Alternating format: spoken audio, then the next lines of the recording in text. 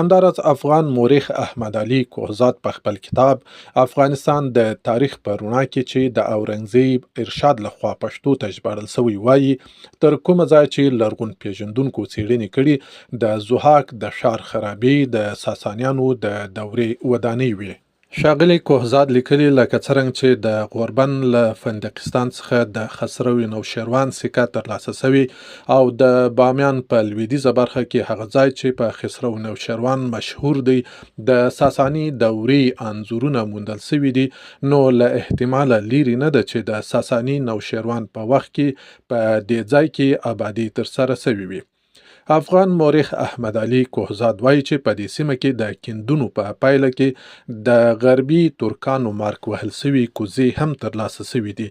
همداراز دا مهمه ستراتیژیکه سیمه د خوارزم شاهانو په وخت کې یوه مهمه کلا شمیرل کېدله.